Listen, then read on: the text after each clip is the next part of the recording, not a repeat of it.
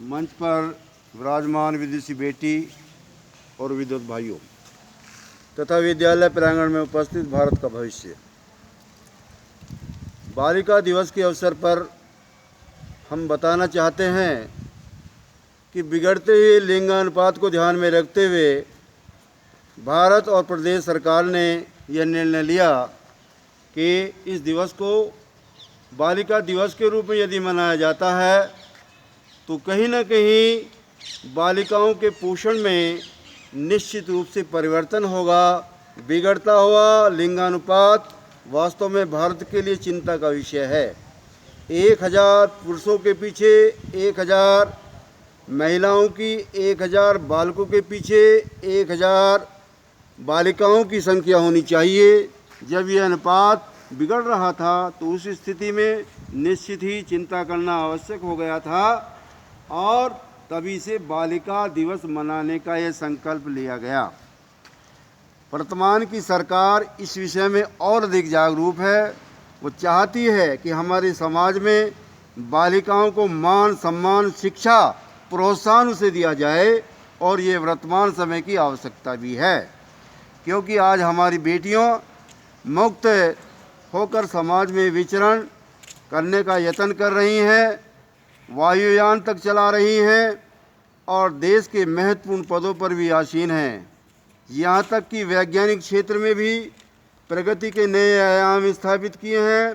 खेल के क्षेत्र में भी चतुर्दिक जिधर भी देखते हैं महिलाओं का ही वर्चस्व नज़र आता है।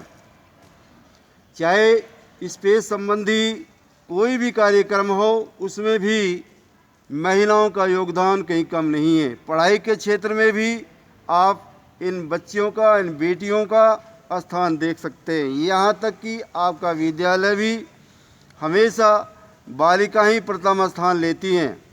द्वितीय स्थान पर ये हमारे बेटे भी जो है अपना स्थान पाते हैं। हम इनको और आगे बढ़ने के लिए, इनको प्रोत्साहित करने के लिए, इनके समाज में बेटियों को सम्मान मिले। जैसे बेटे का जन्मदिन मनाया जाता है और खुशी मनाई जाती है, वैसे ही ये भी तो लक्ष्मी का अवतार है, लक्ष्मी का स्वरूप है। यदि 9 दिनों में लक्ष्मी की आराधना घरों में होती है और हम व्रत रखते हैं तो क्यों ना हम इन्हें पूरे वर्ष भर मान और सम्मान से पल को पल बैठाने का अपने दायित्व को पूरा करें। निश्चित रूप से हमारी बेटियां हमारे इन बेटों से भी कहीं आगे बढ़ करके अपने उस कार्य को अंजाम देंगी जिसकी हम इनसे अपेक्षा रखते हैं। निश्चित ही भारतीय समाज के निर्माण में बालिका का विशेष महत्वपूर्ण स्थान रहा है और ये स्थान जब तक ये सृष्टि रहेगी इनका बराबर योगदान चलता रहेगा।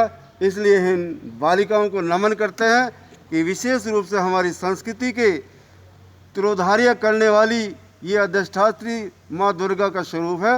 इन्हें निश्चित ही सम्मान मिलना चाहिए, इन्हें शिक्षा मिलनी चाहिए और शिक्षा के साथ साथ इनको संरक्षण भी मिलना चाहिए। ऐसा हम समाज से अपेक्षा करते हैं।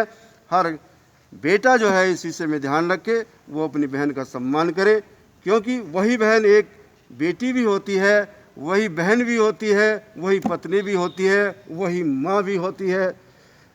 इसलिए समाज में उसको इज्जत और सम्मान दिया जाना चाहिए। जय हिंद, जय भारत, जय शिक्षक।